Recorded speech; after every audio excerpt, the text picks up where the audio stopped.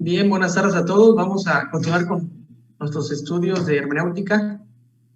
Gracias a Dios que nos permite retomarlos. Vamos a ir ya concluyendo con nuestro estudio. Estaba viendo que tendremos quizás 4 clases, incluyendo la de hoy, ya para concluir. La última clase será un resumen de todo lo que hemos visto, paso a paso, ya con un ejemplo concreto, para que lo vayamos viendo como un modelo. Hoy vamos a hablar acerca de las estructuras. Estamos analizando los pasajes, ya hemos visto, nos hemos acercado al pasaje con el que vamos a trabajar. Hemos visto el contexto histórico, cultural, para saber acerca del autor, acerca de la audiencia, del contexto histórico en el que se desarrolló. Igual hemos visto ya cómo la idea del autor se va desarrollando a través de los discursos, a través de la escritura, y vamos a enfocarnos en esa parte. Y aquí debemos de notar que la estructura va a ir de acuerdo al género literario que estemos trabajando. Cada uno de los autores bíblicos escribieron de acuerdo a una estructura, ninguno está escribiendo sobre la nada. Cada uno está utilizando una estructura de un género literario. Aquí vamos a estar viendo solamente algunos. Hay otros, en el libro de hermenéutica, la última sección va a hablar de muchos géneros literarios. Entonces, algunos se utilizan en más géneros, pero vamos a ver quizás los más comunes. Y el primero que vamos a hablar es de la narrativa. Gran parte de las escrituras está escrita en este género, en narrativa, particularmente el Antiguo Testamento. Desde Génesis hasta, ¿qué será? Los primeros 17 libros de la Biblia están escritos de esta manera. Y aún hay textos que son escritos de esta manera, aunque los libros estén con otro género. Bien, en este sentido, vamos a ver que la narrativa tiene ciertos elementos que nosotros debemos ir encontrando. Por ejemplo, el primero de ellos tiene que ver con el argumento. Todos las narraciones nos van a presentar un argumento. ¿Cómo vamos a saber esos argumentos? Bueno, nos vamos a contestar a las preguntas ¿qué?, ¿cómo? Y ¿por qué? De igual manera, nos va a presentar un escenario, es decir, nos va a presentar cuándo y nos va a presentar en dónde. Aquí también vamos a ver los personajes, quién o quiénes, y qué es lo que están haciendo cada uno de ellos. En algunos casos vamos a encontrar un punto de vista del narrador. El narrador es, en este caso, el autor. Cuando se presenta en tercera persona, vamos a encontrar que el autor va a dar un punto de vista. Por ejemplo, en los evangelios vamos a darnos cuenta que el narrador da una explicación, hace como que un paréntesis. No está dentro de la narración, sino trata de explicar la narración o algo aquí. Bien, aquí voy a poner algún ejemplo. Si nosotros, por ejemplo, buscamos en el capítulo 22 de Génesis, nos vamos a dar cuenta de cómo se va dando esto. Dentro de esa estructura vamos a encontrar, por ejemplo, un escenario, vamos a encontrar el conflicto, vamos a encontrar un clímax, una resolución y hay un nuevo escenario. Si vamos a Génesis capítulo 22,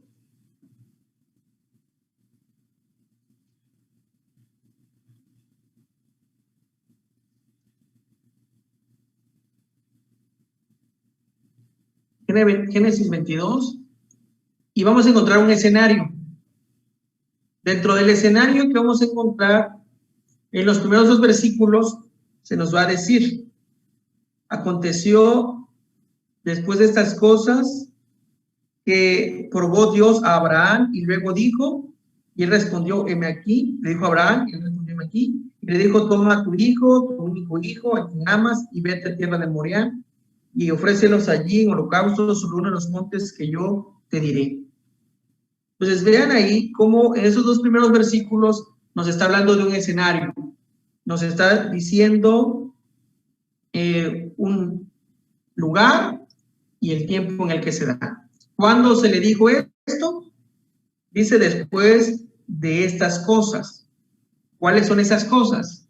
Ok, está haciendo referencia a lo que se mencionó en los versículos anteriores, cuando habla de ese pacto entre Abraham y Abimelech. Entonces, después de que ocurrió ese evento, fue que Dios le pidió un sacrificio a Abraham y le dice que vaya a un lugar, a Moria, y ahí es donde le pide un sacrificio. Ese es el escenario. Estas son las circunstancias. Ahora, eso nos lleva a lo segundo, que hay un conflicto. ¿Cuál es el conflicto aquí? De los versículos 3 al versículo 8, vamos a encontrar que es la forma en la que reacciona Abraham. Entonces, ese es el conflicto que hay. Vean cómo lo dice el versículo 3 al 8. Y Abraham se levantó muy de mañana y enalbardó su asno y tomó consigo 2 siervos suyos y a Isaac su hijo y cortó leña para el holocausto y se levantó y fue al lugar que Dios le dijo. Al tercer día alzó Abraham sus ojos y vio el lugar de lejos. Entonces dijo Abraham a su siervo: esperad aquí con el asno, y yo y el muchacho iremos hasta allí y adoraremos y volveremos a vosotros. Y tomó Abraham la leña del holocausto y lo puso sobre Isaac su hijo, y él tomó en su mano el fuego y el cuchillo, y fueron ambos juntos. Entonces habló Abraham a Isaac, a Abraham su padre, y le dijo: Padre mío. Y él respondió: heme aquí, mi hijo. Y él dijo: he aquí el fuego y la leña, mas ¿dónde está el cordero para el holocausto? Y respondió Abraham: Dios se proveerá de un cordero para el holocausto, hijo mío. E iban juntos. Entonces ahí vemos el conflicto que se va generando de lo que Dios ya le había pedido. En este caso, lo que se ha mencionado en el escenario. Aquí es donde estamos, cuando leemos hasta el versículo 8, nos quedamos nosotros pensando qué va a ocurrir. ¿Qué va a ocurrir? Y eso nos lleva entonces al clímax. Es decir, vean cómo primero se presenta un escenario, de ahí nos habla de un conflicto, de un problema. Entonces, en esos versículos, del versículo 3 al 8, se planteó un problema. Ahora, ¿cómo va a terminar ese problema? La parte cúspide del problema es a lo que se le conoce como el clímax. Es la parte donde genera más atención, porque es una parte importante. Es aquí donde uno, cuando está leyendo aquí el relato, uno piensa: ¿qué hará? ¿Sacrificará a su hijo? ¿No lo hará? ¿Qué está pasando por la mente del muchacho? ¿Qué está pasando por la mente de Abraham? Bueno, entonces en toda narración llegamos a esa parte del conflicto. Ahora, de los versículos 9 al 12, vamos a encontrar entonces el clímax. ¿Sí? Esa es la parte, si estuviéramos viendo una película, es la parte de la acción, es la parte de saber si se va a resolver el problema, se va a encontrar el asesino, y es ahí donde si se va la luz, nos quedamos en ascuas, ¿no? Porque no sabemos qué va a pasar. En los relatos bíblicos también lo encontramos. Seguimos leyendo versículos 9 al 12. Dice: y cuando llegaron al lugar que Dios le había dicho, edificó allí Abraham un altar y puso leña y ató a Isaac su hijo, y lo puso en el altar sobre la leña. Entonces, ven, ya lo que se le ha pedido a Abraham ya lo está haciendo. Entonces, ahí nuestra mente está pensando lo que va a ocurrir. Que lo que no queremos que ocurra, eso ocurre. Y extendió a Abraham su mano y tomó el cuchillo para degollar a su hijo. Entonces el ángel de Jehová le dio voces desde el cielo y dijo: Abraham, Abraham. Y él respondió: heme aquí. Y dijo: no extiendas tu mano sobre el muchacho, ni le hagas nada, porque yo conozco que temes a Dios, por cuanto no rehusaste a tu hijo, tu único. Entonces, aquí ya vemos la acción, y aquí es donde ya hay una resolución. Aquí es donde la cúspide del relato, y ahora es cómo se resolverá. En ese caso, si ya no va a ser sacrificado el muchacho, ¿cómo se va a resolver el conflicto? Porque lo que plantea el texto aquí es que Abraham ofrezca un sacrificio. Entonces, si ya no lo va a ofrecer, ya no va a ofrecer a su hijo, ¿qué va a ofrecer? Entonces, aquí hay una resolución. Y lo encontramos en versículos 13 y 14. Dice, entonces alzó Abraham sus ojos y miró, y aquí a su espalda un carnero trabado una zarza por sus cuernos, y fue Abraham y tomó al carnero y le ofreció un holocausto en lugar de su hijo. Y llamó a Abraham el nombre de aquel lugar, Jehová proveerá. Por tanto, se dice hoy, en el monte de Jehová será provisto. Entonces, ahí vean cómo hay un escenario, está diciendo cuándo y dónde, hay un conflicto que ya está a punto de resolverse de la manera que no queremos, pero que parece ser que así va a ser, y después hay una resolución donde las cosas concluyen aparentemente, ¿no? Y luego se da un nuevo escenario. De versículo 17 y versículo 18 ya Dios reafirma la promesa de la descendencia, porque al final notemos que estamos viendo aquí un episodio, por lo menos este capítulo 22 es un episodio de una trama más larga. ¿Por qué? Porque hay de por medio una promesa de Dios con Abraham de que iba a haber una descendencia muy grande. Entonces veamos cómo se va desarrollando. Esto es como si viéramos un capítulo de toda una temporada, ¿no? Estemos en la vida de Abraham como toda una temporada, este es solamente un episodio. De ahí por eso encontramos el 17 y 18.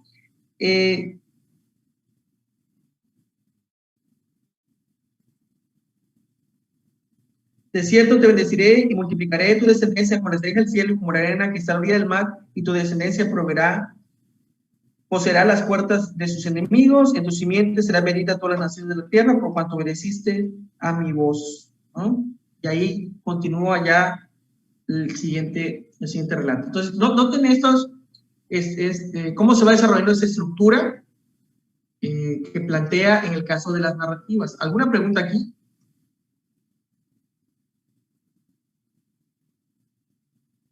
Veamos otro ejemplo, igual de escenario, conflicto, clímax y la resolución.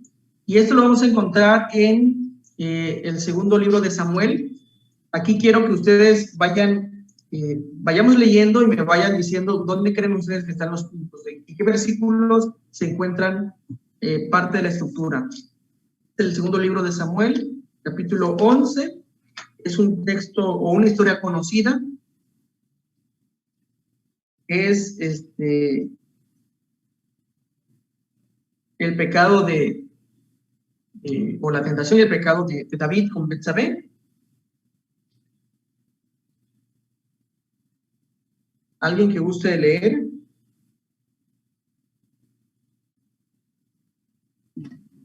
¿Lo leo completo o hasta la sección que yo creo? A ver, la sección que tú crees. Bueno, yo creo que el escenario es solamente el versículo 1. Aconteció al año siguiente, en el tiempo que salen los reyes de la guerra, que David envió a Joab y con él a sus siervos y a todo Israel, y destruyeron a los amonitas y sitiaron Rabá, pero David se quedó en Jerusalén. Yo creo que hasta ahí es el escenario. Hasta el 2. Y sucedió un día, al caer la tarde, que se levantó David de su lecho y se paseaba sobre el terrado de la casa real, y vio desde el terrado una mujer que se estaba bañando, la cual era muy hermosa. Sí, aquí notemos ciertamente el versículo 1, pero ya el versículo 2 da ciertos detalles. Por ejemplo, dice, sucedió un día. O sea, cuando dice al versículo 1 que al año siguiente, pero ya el versículo 2 ya como que nos está aterrizando. Dice, de todo ese año, un día. Y de ese día, al caer la tarde. Esos elementos nos indican el escenario. Se levantó David de su lecho y se pasaba por su terrado en la casa real. Entonces es parte ya del lugar. ¿Cuándo? Recuerden las preguntas. ¿Cuándo? ¿Dónde? ¿Ok? De ahí, ¿cuál es el conflicto? ¿Cuál es el conflicto que plantea el texto?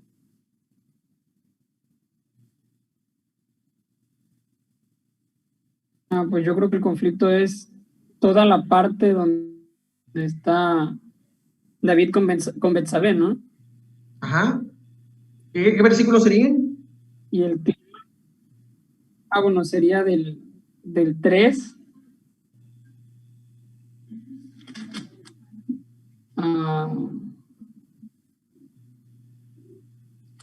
ok.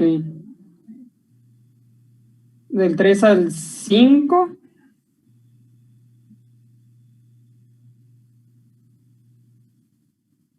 Exactamente, del 3 al 5. Sí, porque ahí es... Sí, que ya estaba yo agarrando. Sí, aquí debemos ver que es una historia amplia. Que primero se desarrolla entre David y Betsabé y luego sale escena Urías, ¿no?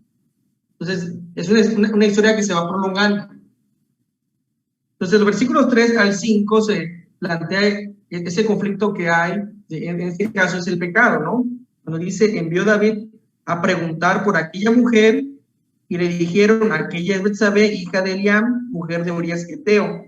Y le envió David mensajeros y la tomó y vino a él y durmió con ella. Luego ella se purificó en su inmundicia y se volvió a su casa y concibió la mujer y envió a hacerlo saber a David diciendo, estoy encinta. Ahora, noten algo muy interesante que hay en los versículos narrativos. En los versículos narrativos, lo que nosotros estamos leyendo de un versículo a otro puede saltar de un año, se puede saltar de un segundo a un año, de un segundo a meses. ¿A qué me refiero con esto? A que el texto nos habla de que la vio, sucedió a caer la tarde, dice el versículo 2, está hablando de un día en particular, y luego dice que envió a preguntar por aquella mujer. Se entiende que fue,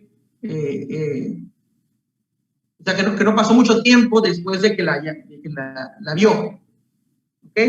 Pero noten que cuando dice el versículo 4, dice que envió David mensajeros y la tomó y vino a él y durmió con ella y luego se purificó de su inmundicia y se volvió a su casa.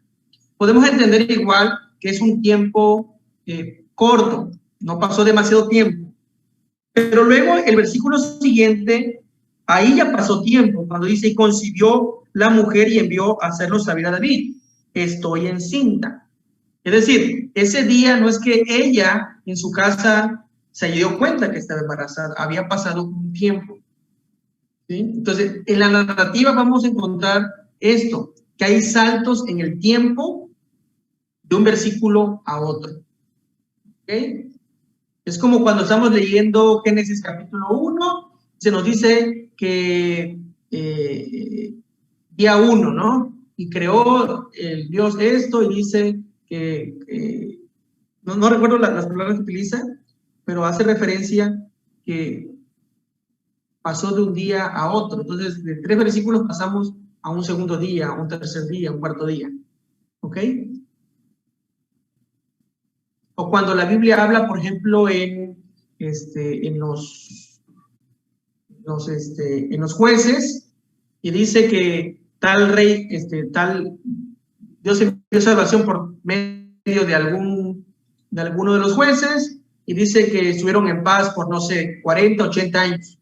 Pues vean cómo un versículo ya pasaron 40, 80 años y habla de una nueva narración y de un nuevo tiempo. Eso quiero que lo tengan presente. Bien, ya vimos entonces el conflicto. ¿Sí? No es como que de repente diga el texto, ¿no? Pasados 3 años, en el año de 2400 antes de Cristo, en el mes de abril a las 4 de la tarde. Exactamente. ¿No? Sí, ahí también depende de nosotros que le prestamos atención para notar el cambio. En algunos es más evidente que en otros. Aquí, por ejemplo, podemos pasar desapercibido, pero si lo analizamos bien el pasaje, nos damos cuenta de los tiempos. De ahí pasamos al clímax. ¿Cuál sería el clímax?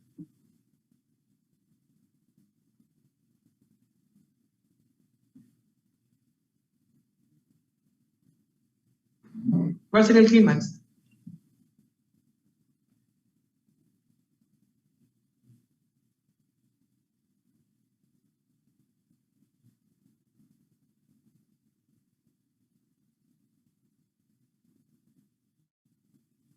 Miren, Yo creo que aquí sería del 6 al 15, creo yo.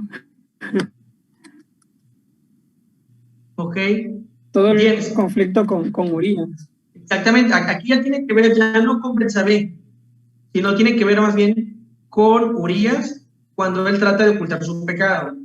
Entonces, desde el versículo 6 hasta el versículo 13. ¿Se gusta leer? ¿Alguien que gusta leer? ¿El 6 al 13?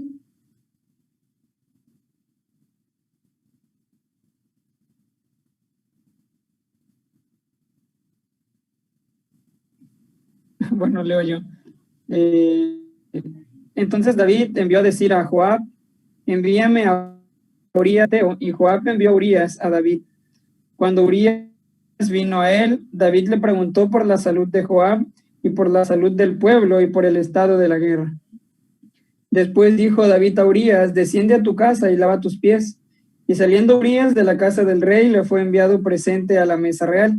Mas Urías durmió a la puerta de la casa del rey con todos los siervos de su señor y no descendió a su casa. E hicieron saber esto a David diciendo, Urías no ha descendido a su casa. Y dijo David a Urías, ¿no has venido de camino? ¿Por qué pues no descendiste a tu casa? Y Urías respondió a David, el arca Israel y Judá están bajo tiendas, y mi señor Joab y los siervos de mi señor en el campo. ¿Y había yo de entrar en mi casa para comer y beber y a dormir con mi mujer? Por vida tuya y por vida de tu alma, que yo no haré tal cosa. Y David dijo a Urías, quédate aquí aún hoy, y mañana te despacharé. Y se quedó Urías en Jerusalén aquel día y el siguiente.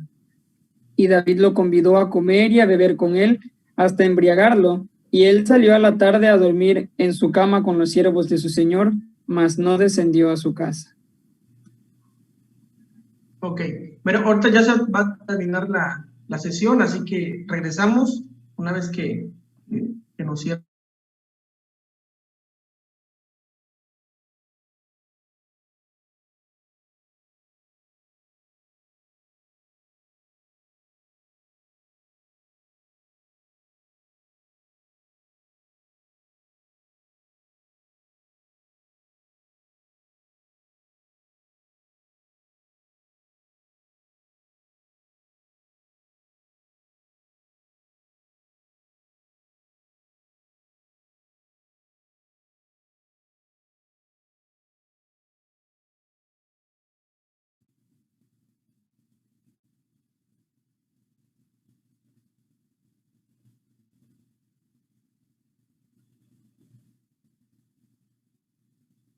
Dame chance de compartir pantalla.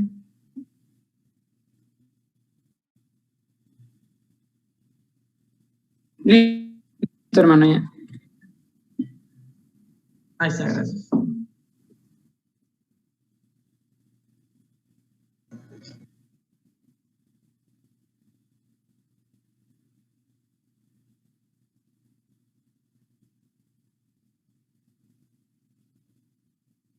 Bien, entonces, en ese punto en el que estamos, el clímax es, si ya vimos el escenario es, David se quedó en su palacio a pesar de que había guerra.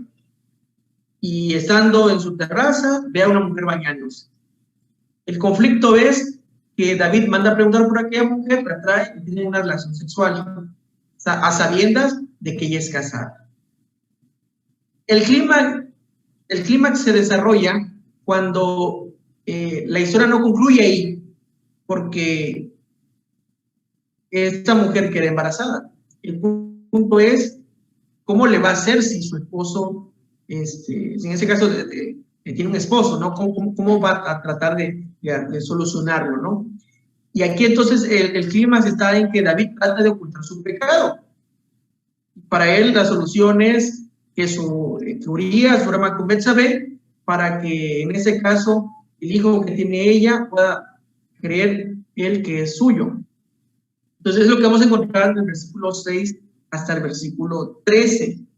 ¿Sí? Es decir, hasta el 13 es la forma en la que él quiere ocultar su pecado, hasta ahí.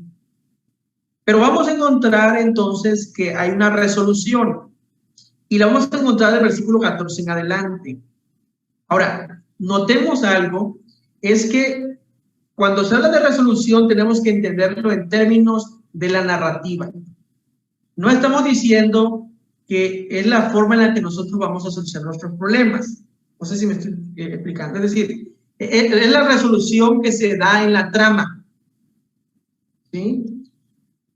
No es que se esté calificando como que es la buena solución. Hermano, una duda. Igual puede ser como que la manera en que David quiso como que intentar solucionar la situación. Sí. De hecho, es la forma en la que la narrativa nos lo está expresando. Por eso le digo yo, no es que esté bien lo que él hizo. Claro que no estuvo bien. Pero es la forma en la que la narración se va cerrando el curso de la historia que está contando. Sí, es la forma en la que él quiso solucionarlo.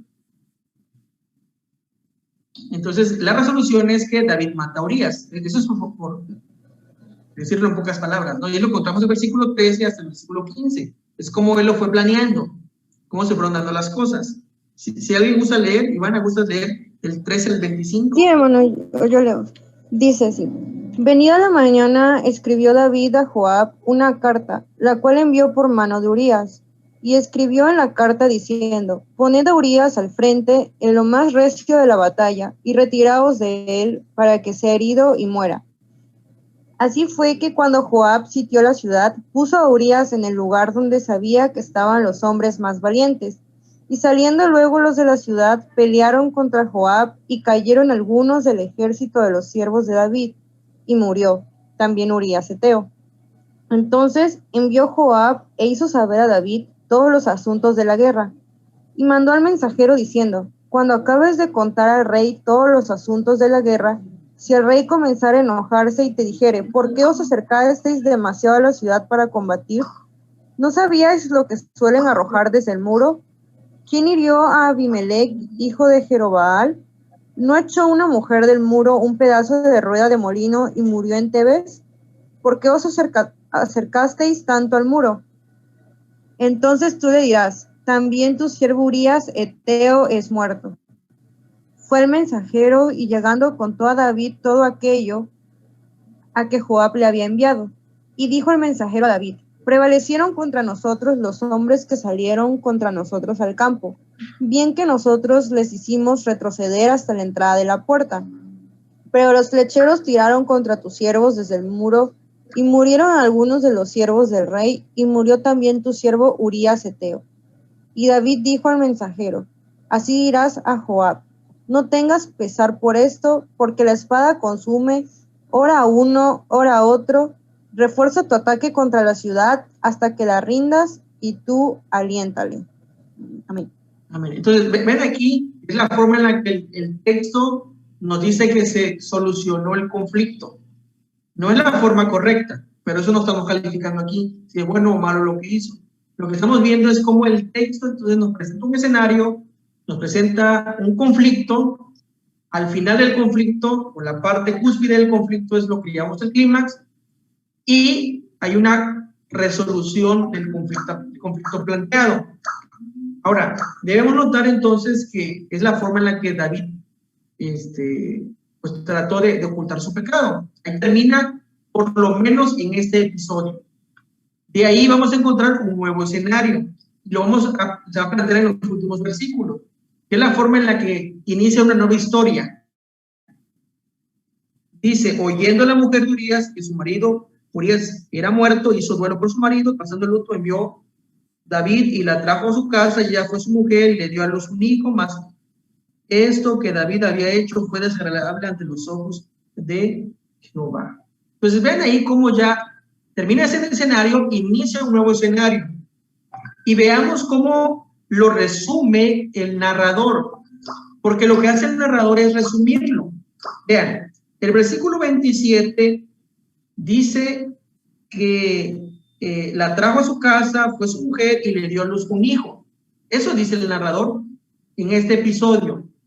Lo que nosotros vamos a saber más adelante es que el primer hijo que tuvieron, ¿qué pasó con él? Murió. Exactamente, murió. Y en este caso tuvieron un segundo hijo, que fue Salomón. Pero eso lo va a contar más adelante. Por lo menos aquí para cerrar e iniciar una nueva narración, solamente hace, esos dos versículos son una manera de resumen de lo que va a ocurrir más adelante.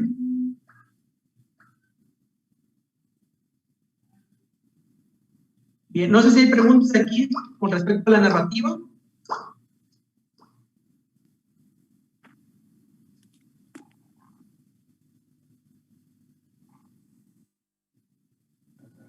No, hermano, por ahora, al menos yo ninguna. Ok.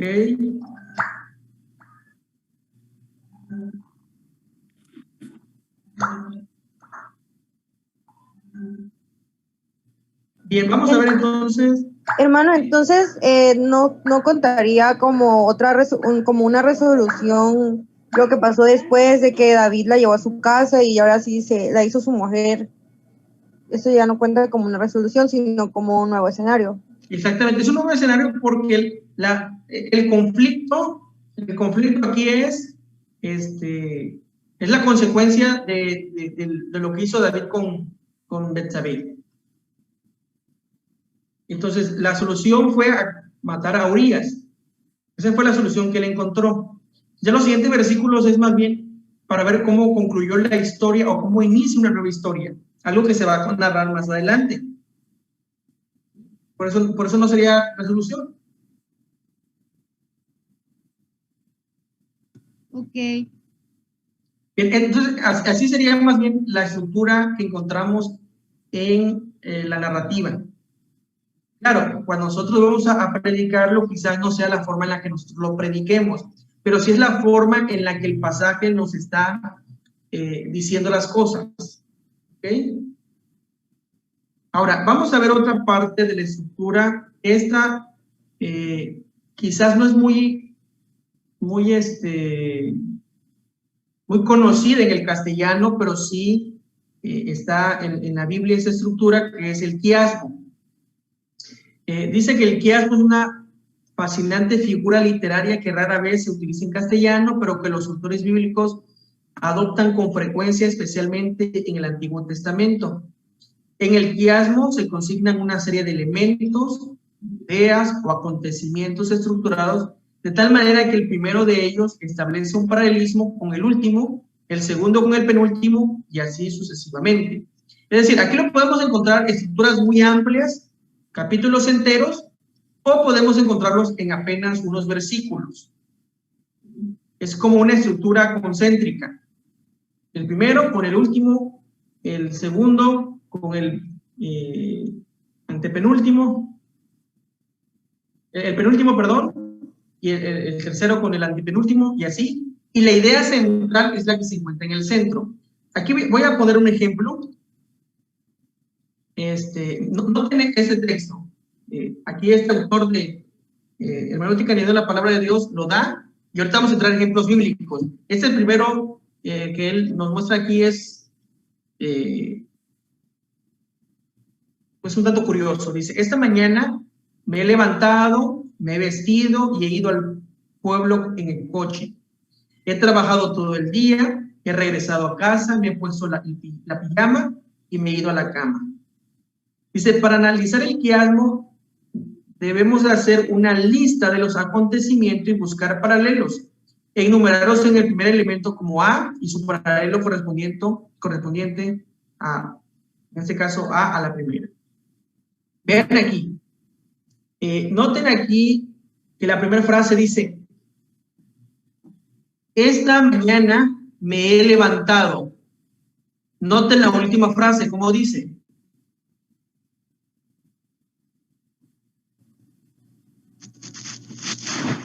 Me he ido a la Me cama. he ido a la cama, ¿ok? Entonces es paralela. ¿Sí? Luego, me he vestido. ¿Con cuál es paralela? Me he puesto la pijama. Me he puesto la pijama. He ido al pueblo en coche. He regresado a la casa. Y he regresado a la casa. Entonces, la idea central sería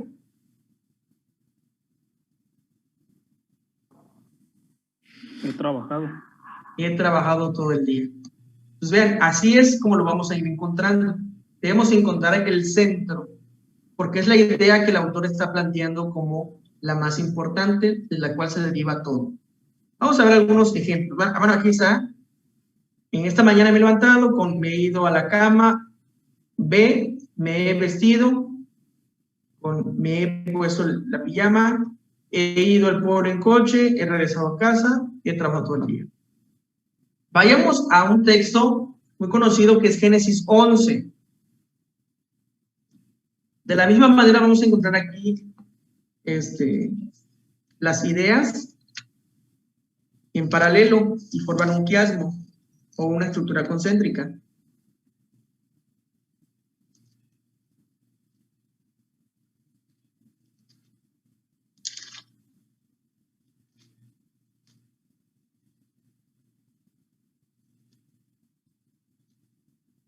Primero tendríamos que leer, es el versículo 9, primero leamos todo de corrido y después vamos a ir viendo las primeras ideas.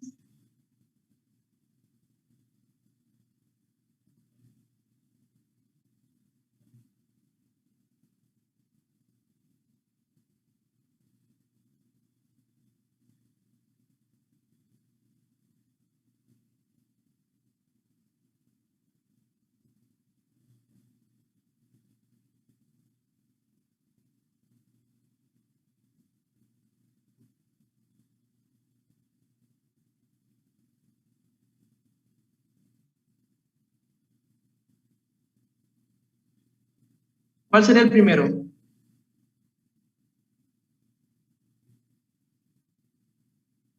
Aquí la clave es leer los primeros versículos y después Pues el 1 y el 9, ¿no?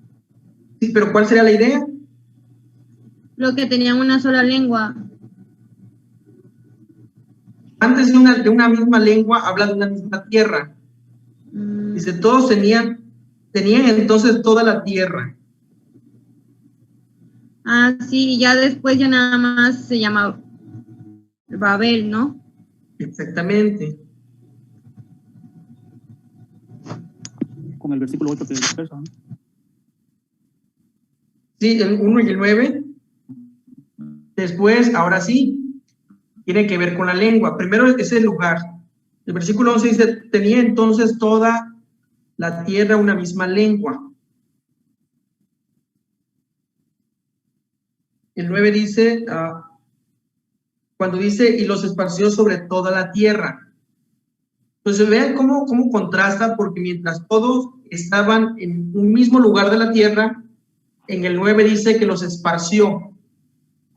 Luego, en la segunda idea es, hablaban la misma lengua, y en el versículo 9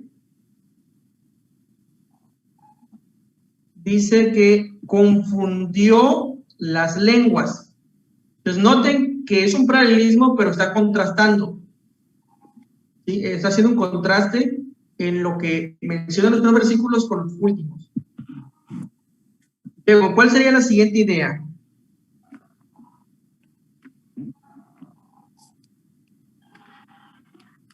La construcción. Ajá, así es, ya es propiamente los lugares, ¿no?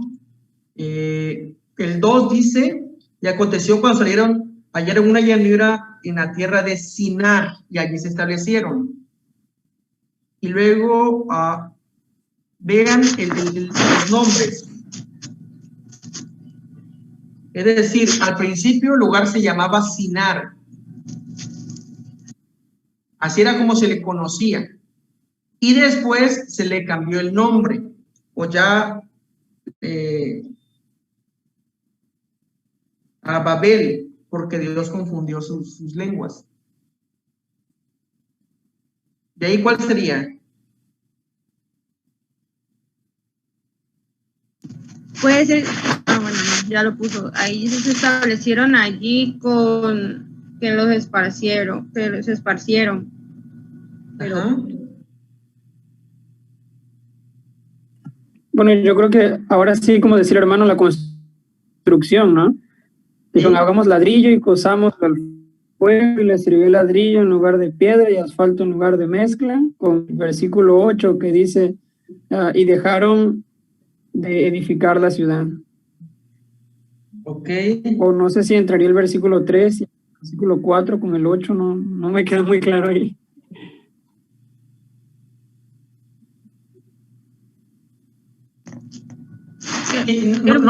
Noten las acciones. Las acciones. Vean, en el 3 dice, se dijeron unos a otros. ¿Quiénes? Los hombres, ¿no? Los hombres. ¿Qué dijeron? Vamos, hagamos ladrillos, usamos Vamos el y hagamos. fuego. Y luego, en el versículo 7 dice, ahora pues, descendamos y confundamos allí sus lenguas. ¿Quiénes son esos que habla ahí? ¿Quiénes son? Dios, ¿no? Es Dios, ok. Ahora, no tienen algo aquí importante porque habla en plural. Y anuncia lo que van a hacer. En el 3, los hombres anuncian lo que van a hacer. Van a fabricar ladrillos, ¿no? En el 7 es Dios que habla en plural, diciendo lo que hizo. Ok. ¿La siguiente idea cuál será?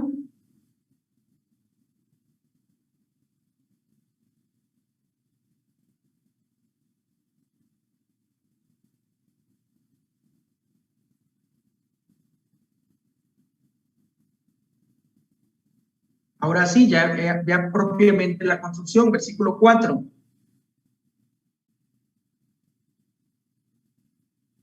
Edifiquemos. En el 3 habla de fabriquemos ladrillos, hagamos ladrillos. Y en el 4 edifiquemos ya una ciudad. Mientras que el 5, la última parte del 5 dice,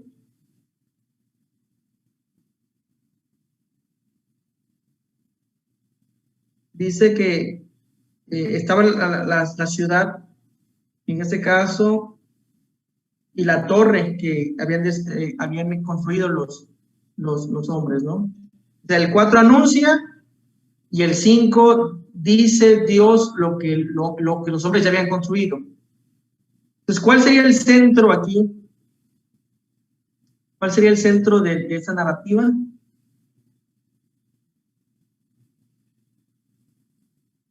Quizás la parte en el versículo 4 donde dice, y hagámonos un nombre, por si fuésemos esparcidos. La soberbia del hombre, quizás. Ok, ¿los demás qué dicen? Versículo 5, Jehová descendió para ver la ciudad y la torre. Así es. Y el 6, ¿no? Y Jehová, el pueblo es uno, todos, o sea, hay como un juicio ahí, no sé qué cosa hay ahí. Sí, sería la parte del 5, cuando dice, y el Señor descendió. Porque noten que una vez que Dios desciende, hay un antes y hay un después. Es decir, hasta antes que diga el Señor descendió, podemos ver lo que los hombres pensaban e hicieron. Y después de que Dios descendió, vamos a encontrar cómo Dios los califica y hace lo contrario de lo que ellos dijeron. Es decir, ellos estaban en un lugar de la tierra, pues Dios los esparció por toda la tierra. Ellos hablaban un lenguaje, Dios hizo que no se entendieran porque les cambió el lenguaje. ¿Okay? Ellos dijeron, vamos a fabricar ladrillos. Yo digo, bueno, vamos a ver qué están haciendo los hombres.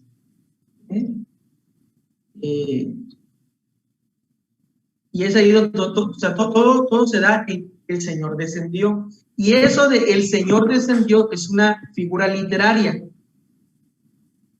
porque nosotros sabemos que Dios está en todas partes.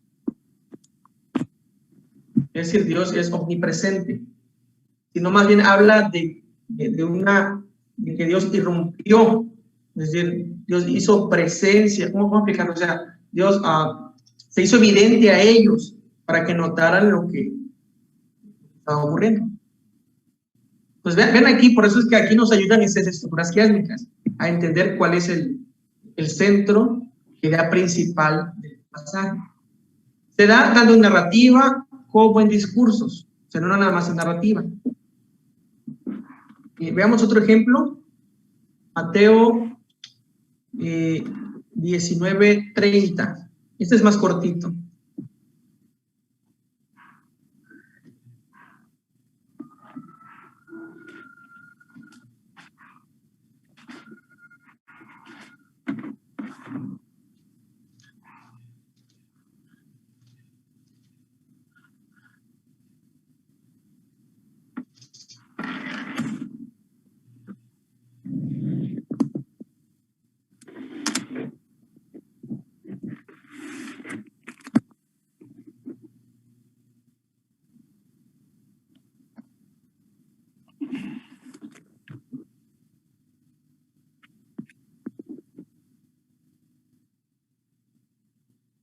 ¿Cuál es?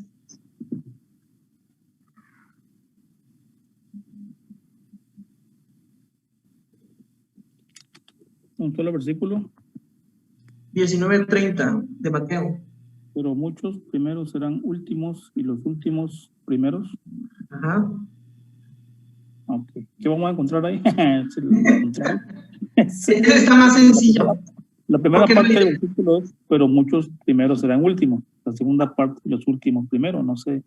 Así es que, de hecho, el quiasmo originalmente tiene que ver con esas ideas que son cruzadas. Quiasmo viene de una letra griega, que es como una X. Es decir, la primera va con la última y la segunda con la antepenúltima. En ese caso, cuando son textos más prolongados, como el que vimos de Génesis, algunos por eso le llaman estructuras concéntricas, y a eso le llaman quiasmos. Pero en realidad lo podemos encontrar de las dos maneras. Más muchos que son primeros, con primeros, y los posteros y los postreros. No sé si tienen ahí, no sé si captan, pues. Esa sería la estructura más sencilla, pero al final se clasifica como un quiasmo. Vamos a ver otro. Santiago 1, 10 al 11. En Santiago hay varios quiasmos, déjenme decirle.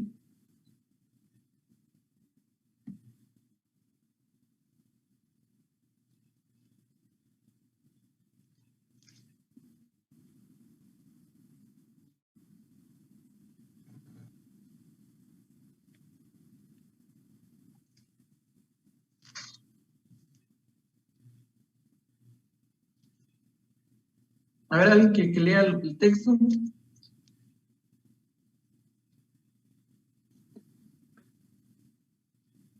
Pero el que es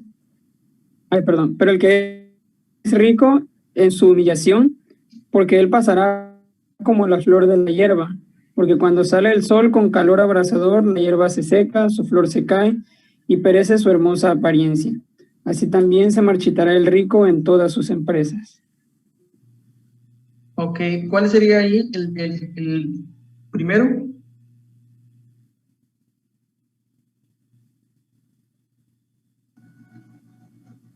Pues el rico, Ajá. que pues ya luego Pues, se va a marchitar. Así Yo es. veo que dice el rico en su humillación. Eso. Sí, ahí vean, no está tan complicado. Más el que es rico en su humillación, así también se marchica el rico en sus caminos. ¿Ok? Segundo, ¿cuál sería? Bueno, el B1.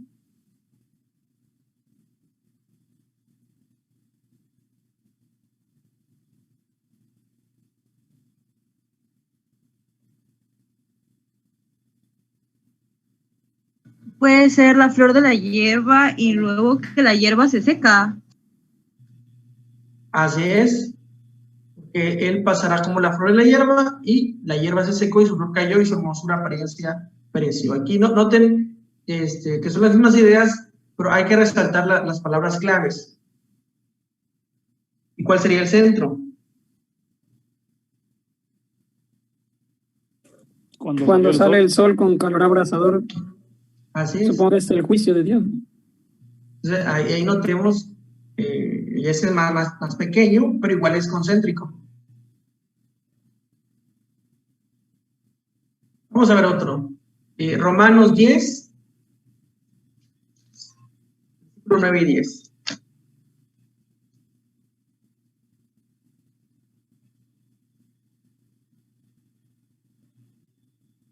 Este igual está sencillito.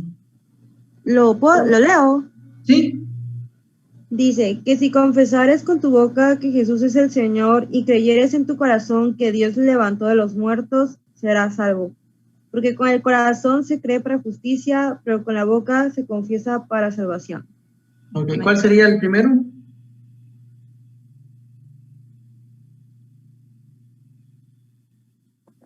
La parte de la boca, ¿no? Ajá. Que si confesares con tu boca que Jesús es el Señor, con la última, pero con la boca se confiesa para salvación. Así es, que si confesares, tiene que ver con la parte de la confesión. La segunda. El de creyeres en tu corazón. Bueno, creer con lo del corazón, ¿no? Así es, pero antes de eso, bueno, sí. Es que aquí podríamos ser más, ¿cómo decirlo?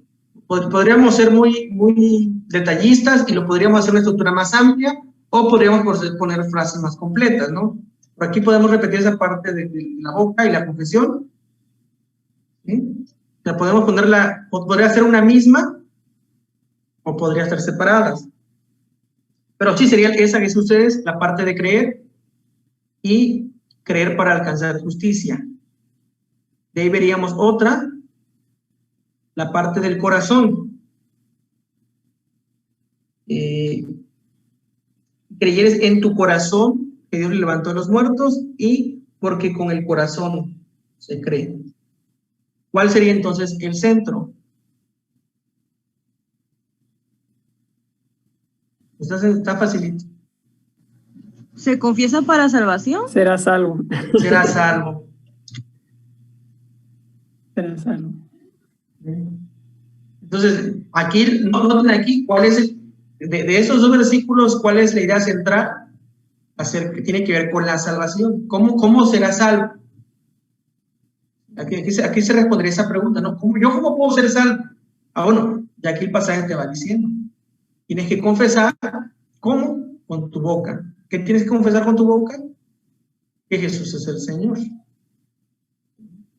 Tienes que creer, ¿dónde? En el corazón.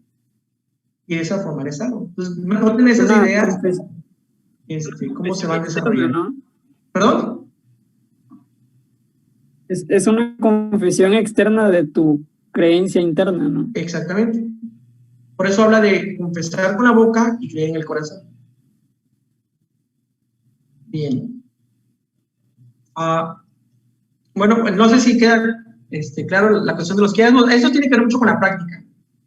La práctica. En la medida que uno lo tiene en la mente y no está leyendo, uno lee una parte y luego dice, pero aquí otra vez menciona las palabras, entonces da como que la espinita de seguir buscando y ver si las ideas son paralelas. Puede ser que sean ideas, sean sinónimos, o puede ser que contrasten, pero que sean las mismas ideas, o las mismas, o una o dos palabras, entonces ya te va dando como que esta espinita de decir, bueno, estas forman un quiasmo. Entonces, a la medida que uno está leyendo y leyendo, se da cuenta si es quiasmo o no lo es. ¿Ok? Bueno, vamos a otra estructura. Este es el flujo de ideas. Este flujo o ese diagrama es más para discursos, más para las cartas. ¿Sí? Las cartas, y cuando leamos quizá algún otro discurso de de los hechos. En hechos, por ejemplo, hay sermones, bueno, extractos de sermones, no son sermones completos. Por ejemplo, el discurso de Pablo, el discurso de Pedro, esas secciones cuando empieza, a ver, ¿cómo explico? En hechos vamos a encontrar narraciones, pero dentro de las narraciones hay discursos. Bueno, esta herramienta sirve para ese discurso. Si estoy leyendo o estoy en una carta, esto sirve para ello. Lo que se busca en el diagrama de flujo es ubicar la idea principal, así como en el quiasmo, la idea es encontrar el centro, así como en la narrativa buscamos los elementos que conforman la narrativa. Bueno, en los discursos, como son muchas palabras, ¿cómo saber cuáles son las ideas principales? Algo que me pasaba a mí antes de entrar al seminario es que yo ya predicaba, pero se me hacía más fácil otros pasajes, menos los discursos como las cartas, porque yo decía, de tantas palabras, ¿cómo sé cuáles son las más importantes? ¿Cuáles son las ideas principales de las secundarias? Bueno, con esta herramienta o con este ejercicio nos ayuda a saber cuáles son las ideas centrales y cuáles son las secundarias. ¿Cuál es el asunto de lo que está tratando el pasaje?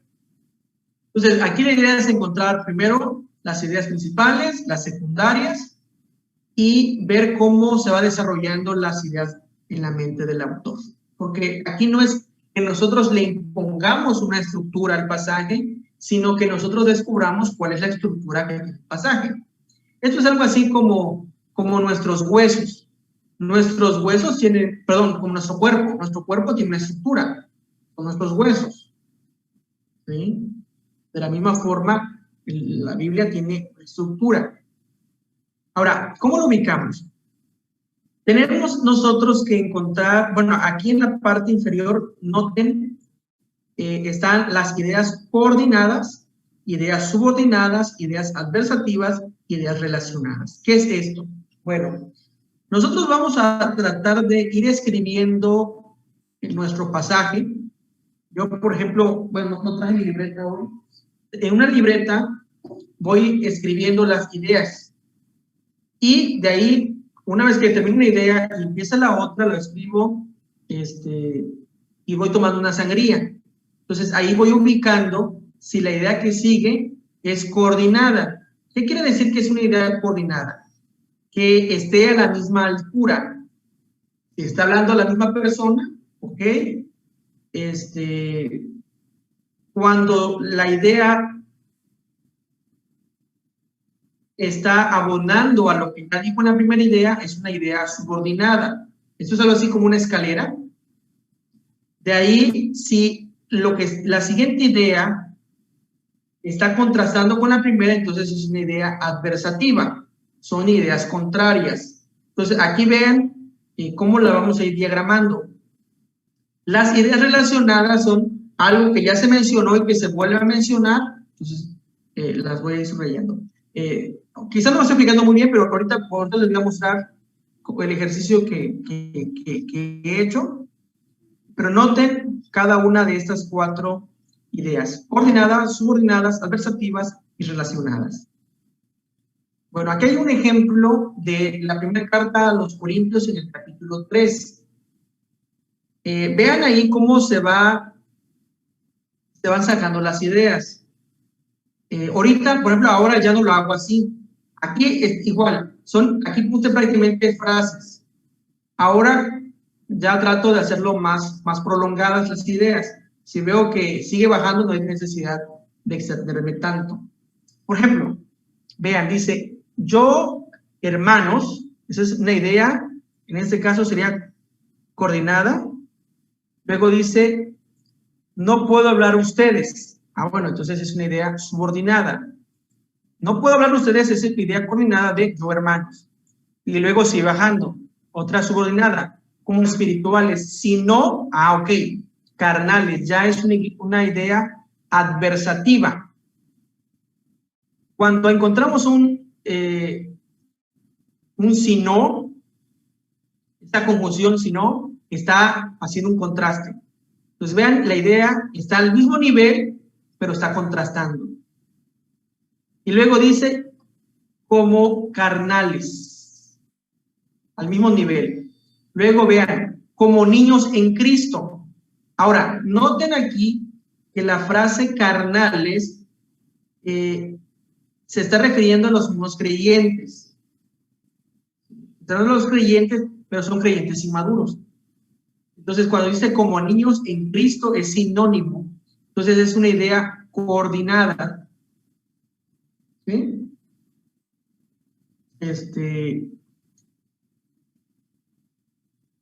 Una idea coordinada, vean. Y de ahí sigue. Hice beber, como niños en Cristo. Hice beber leche. Bueno, aquí también quiero aclarar algo. Quizás ustedes noten que no es tal cual como aparece en Reina Valera. Aquí, como fue un trabajo que yo hice para el presbiterio, a nosotros se nos pedía trabajar en el idioma griego y hacer una traducción. Entonces, por eso es que aquí va a diferir un poco, algunas palabras, no es mínimo, con el texto bíblico, ¿no? Pero la idea es la misma. Entonces, hice beber. Noten a quién hizo beber. ¿Quién lo dice? Bueno, sigue la misma idea. Yo, hermanos. Y va bajando. Hice beber leche. Y va subordinada. No alimento sólido. Va a, es adversativa. Y luego dice porque, da una explicación, en este caso una razón, en este caso sigue subordinada, y sigue porque todavía no estaban siendo ni capaces ni todavía son capaces. Van coordinadas y también ese porque va coordinado porque todavía son carnales. No sé si van notando la forma en la que las ideas se van conectando una con la otra.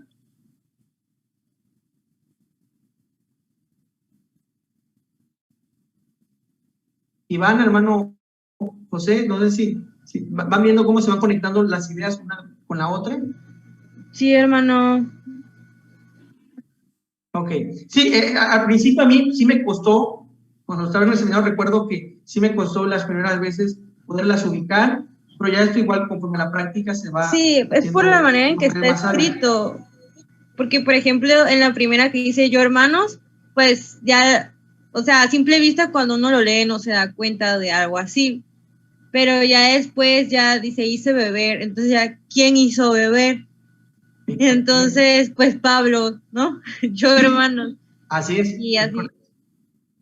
Es correcto. Bueno, ahorita igual nos va a sacar la plataforma, regresamos, yo creo que ya con el último tiempo, y de hecho ya vamos a ver otros ejemplos igual de esa estructura, y con eso vamos a concluir. Entonces regresamos ahorita que nos saque la plataforma.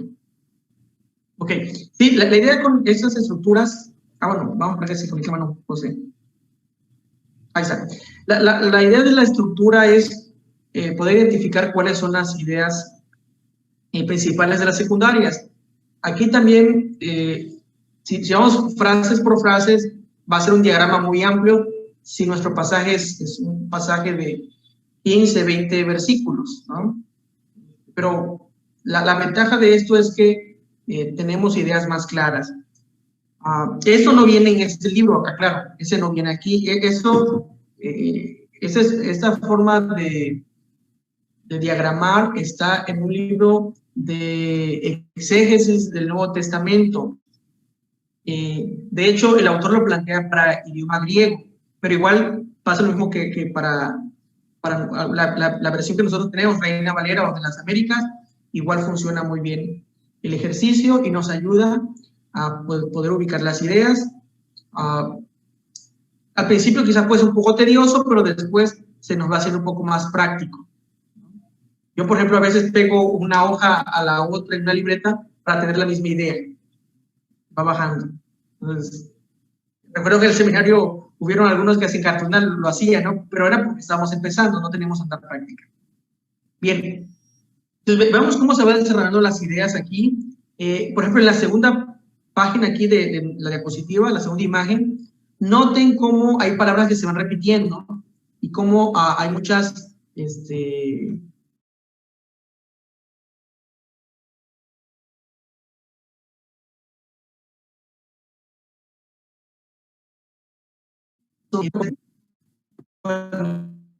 dice carnales, y luego dice porque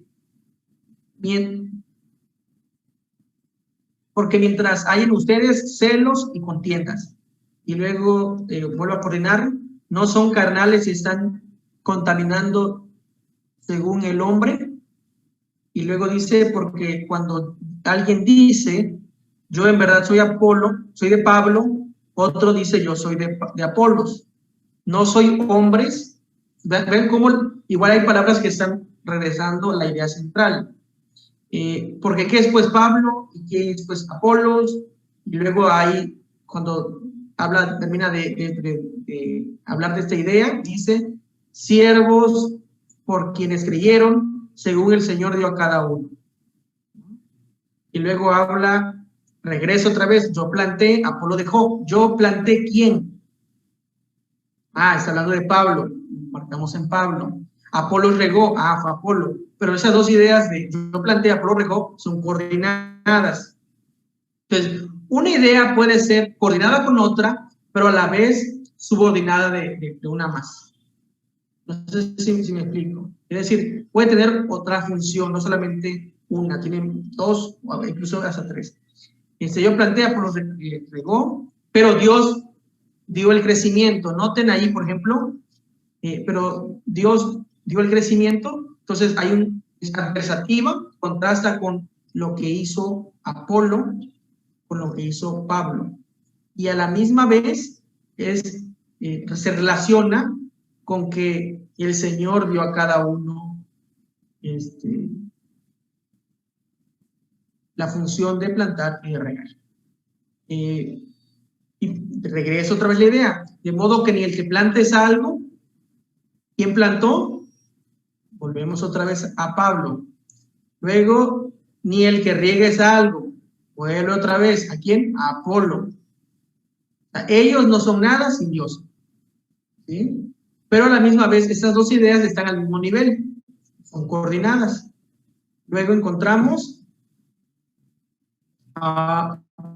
sino que Dios, de modo que el que ni planta es algo, ni el que riega es algo, sino Dios que obra crecimiento. Y el que planta y el que riega son la misma cosa, pero cada uno recibirá su propio pago según el propio trabajo. Entonces, vean ahí cómo las ideas se van desarrollando y luego encontramos la siguiente idea, porque somos, ok, noten ahí que ya salimos como de un, como si fuera una rama y entramos a otra más amplia, cuando dice, porque somos colaboradores de Dios. ¿Sí? Y así vamos a ir sacando estas ideas. Aquí si las imágenes las pusiéramos una debajo de la otra, notarían todo cómo se va ramificando.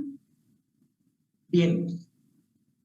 Así es la idea. Miren, esto yo lo utilicé para un sermón, de aquí saqué la estructura del sermón.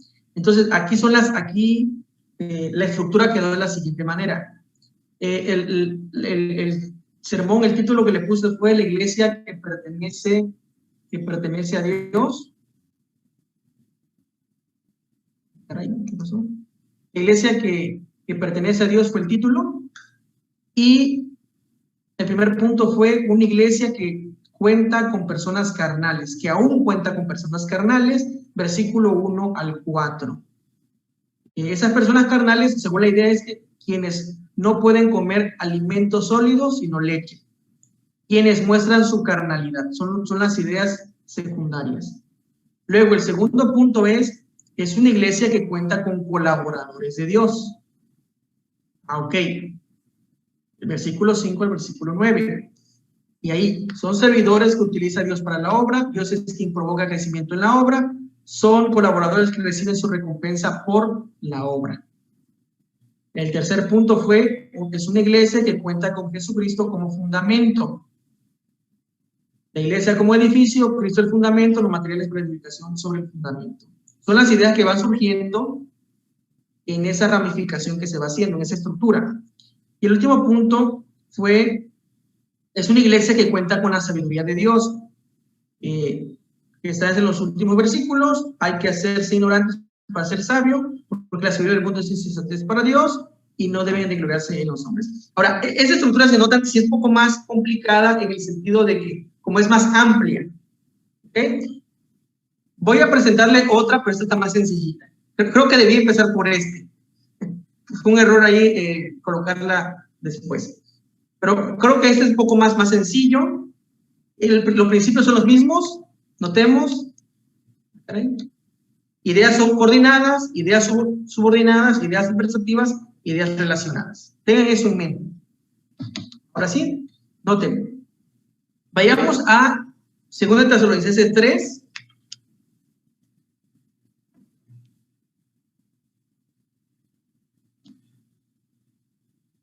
Ahora, noten, esta estructura son 5 versículos. Esto que les estoy presentando ya son trabajos que he hecho para sermones, entonces, para un poco más fácil. Noten,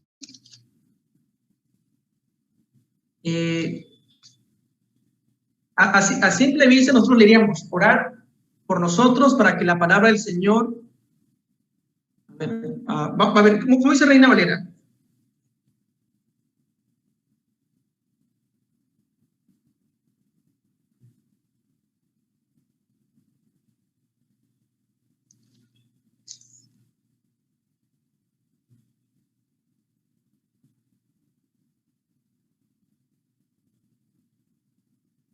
¿Alguien que guste leer? Es 2 Tesalonicenses 3, 1 al 5.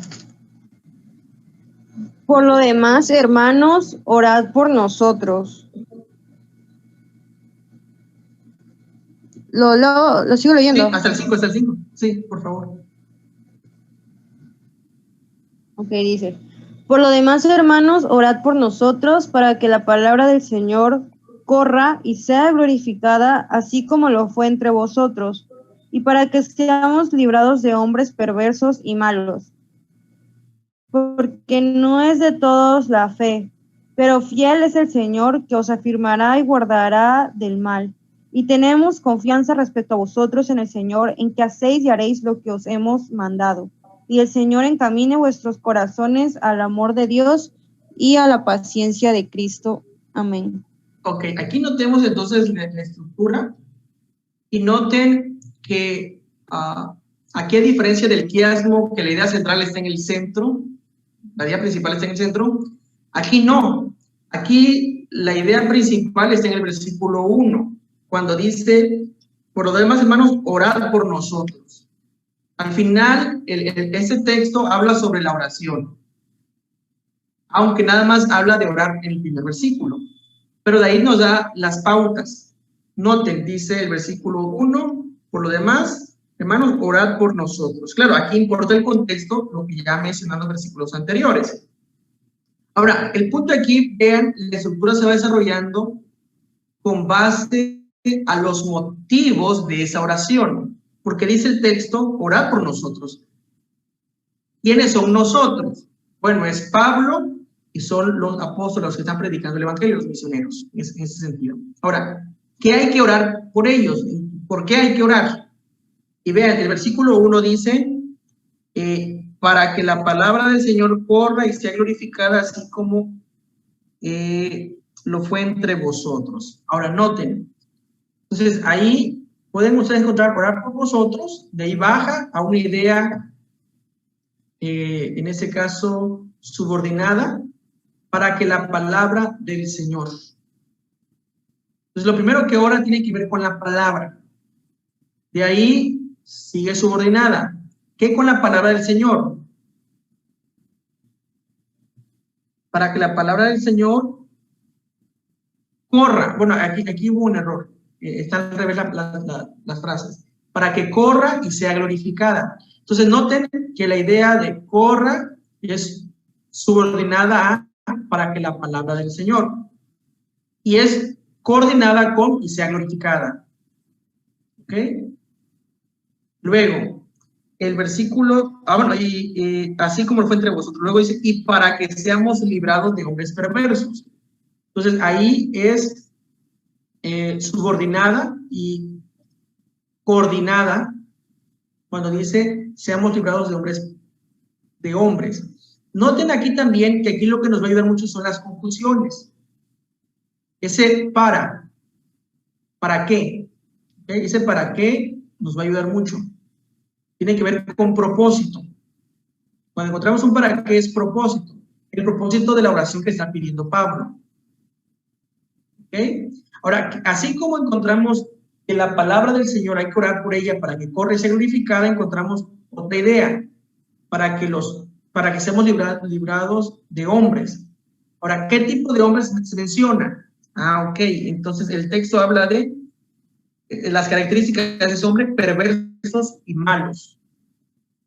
¿Ok? Entonces vean ahí, perversos y malos son subordinados de hombres y a la vez son coordinados. Luego dice, hace como un paréntesis, cuando dice, pero no es de todos la fe. Ese porque no todos la fe es subordinado de malos. Y a la vez hay una frase que es adversativa, pero fiel es el Señor. Es decir, contrasta de que no toda la fe con, pero fiel es el Señor. ¿Ok? Es coordinada, pero a la misma vez es adversativa. Bien, de ahí, ahí termina, pasamos al versículo 4. Y aquí tiene que ver, bueno, fue un criterio mío para ponerlo como un tercer motivo, cuando dice, y el Señor encamine vuestros corazones. Es decir, en los primeros, las dos primeras ideas tienen que ver con lo que Pablo le está diciendo, oren por la parte de la palabra y por los hombres malvados. Y ya luego habla para ellos. En el versículo 4, tenemos confianza respecto a vosotros, que hacéis y haréis lo que os hemos mandado.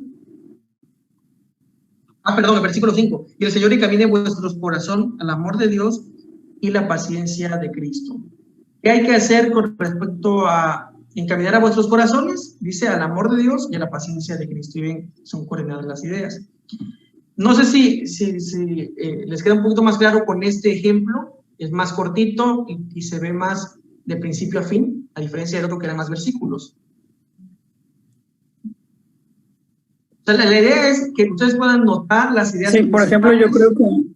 ¿Sí?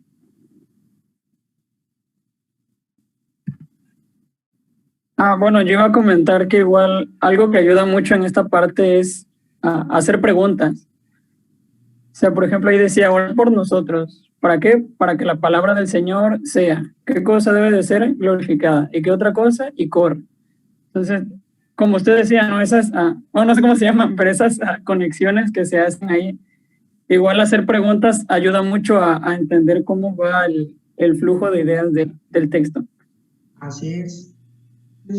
Sí, por eso aquí nos ven mucho las confusiones. ¿Sí? Ver cómo se conectan unas palabras con las otras. Esto es algo así como, no sé si ustedes han visto la plomería. Hay diferentes tipos de tuberías, no sé, o sea, diferentes piezas. Hay unas que son los PVCs largos, ¿no? Pero que sí, vamos a encontrar los codos, vamos a encontrar las que son como una T, vamos a encontrar las que son como una cruz. Eso va a determinar si termina ahí, si continúa. Bueno, lo mismo pasa aquí en la estructura. Saber si ahí termina la idea o si es una idea que va continuando. ¿Preguntas hasta aquí?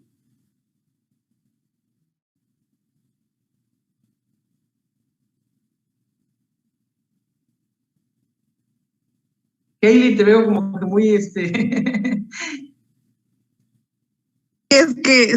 no sé, sí, pues ya entré tarde, entonces no sé muy bien cómo está, de qué están hablando, pues, como tal. Ok. Sí, estamos hablando sobre que hay pasajes, cuando habla de discursos, les decía que para encontrar esas estructuras son en las cartas y cuando son discursos del libro de los Hechos. ahí encontramos las ideas principales de las ideas secundarias. La idea aquí es que las podamos ir poniendo frases por frases y nosotros ir determinando si estas son ideas coordinadas, subordinadas, adversativas o ideas relacionadas. Las ideas coordinadas es cuando una idea con la otra tienen algo en común. Es decir, puede ser algo que está diciendo la misma persona, puede ser, en ese caso, que hayan conjunciones parecidas. Por ejemplo, cuando encontramos los por qué o cuando encontramos los para qué, como en el caso de 2 Tesalonicenses 3. Las ideas subordinadas son cuando está dando una idea y la otra viene debajo, como en escalera. Sigue hablando de lo mismo, está como que explicando algo. Explica una idea y sigue explicándola. Ya terminó de explicar esa idea y se regresa al punto original para seguir hablando. Las ideas adversativas están en el mismo orden, es como si fuera una coordinada, nada más que está contrastando lo que está diciendo. Y las ideas relacionadas puede ser algo que ya se dijo en un versículo anterior, que lo está diciendo ahora otra vez, entonces lo relacionan. Por ejemplo, para fue igual otro sermón que le titulé una oración evangelizadora. El primer punto fue, bueno, en ese caso se trató de cuál debe ser el propósito con el que nosotros debemos orar. Entonces, uno es con el propósito de que la palabra sea predicada. Es decir, que la palabra corre, que la palabra sea glorificada. Número 2, con el propósito que los predicadores sean librados del mal. ¿Por qué? Bueno, porque no todos los hombres tienen fe, pero fiel es el Señor que los librará. Tercer punto, con el propósito de que el Señor encamine el corazón de su iglesia hacia el amor a Dios, hacia la paciencia de Cristo. Eso es todo. Eso es todo lo que hemos presentado hasta aquí. Bueno, tres estructuras que recurrentemente encontramos en la Biblia. Hablamos de la narrativa, de los quiasmos y en este caso, el flujo de ideas. Igual, vamos a encontrar otros en la Biblia, de acuerdo a su género literario. Por ejemplo, en los Salmos vamos a encontrar los acrósticos, como el Salmo 119, que cada sección inicia con una letra del alfabeto hebreo. O vamos a encontrar los paralelismos, pero igual, eso ya viene un poco más explicado en el libro. Ya son, si cada uno quiere especializarse o quiere estudiar un pasaje con un género literario en particular, en el libro, en la última sección, viene por cada género literario su forma de abordarlo. Y vienen otras ideas muy, muy buenas. ¿Okay? Aquí solamente estamos viendo las que más se utilizan para que tengamos una idea. ¿Ok? Bien, preguntas, comentarios ya para concluir.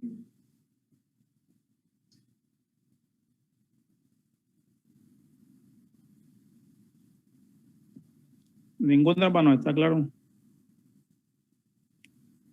Bien, de todas maneras voy a enviar la diapositiva al grupo. La próxima semana, si Dios lo permite, vamos a estar viendo acerca de cómo conectar la enseñanza del pasaje con lo que se enseña en toda la Biblia con respecto al tema que se está abordando. Por ejemplo, estamos viendo, o yo les he explicado, que nuestro pasaje que estamos abordando es como una pieza de un rompecabezas. Entonces, hay que ver cómo este pasaje encaja a la luz de la historia de la redención.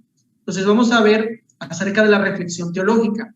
No sé si ustedes recordarán que en la primera clase vimos un diagrama de ellos, nosotros, y veíamos que primero es la parte de la observación, que es todo el trabajo que hacemos de exégesis, todas las observaciones que hacemos. Bueno, hasta aquí, esa es la parte más que lleva más tiempo, quizás es un poquito más tediosa, porque es donde observamos todo del texto. Es la parte de la exégesis. Ahora vamos a ver la la reflexión teológica, es ver cómo ese pasaje encaja en la historia de la redención, cómo podemos interpretarlo a la luz del Evangelio. ¿Sí? De eso vamos a ver la próxima semana.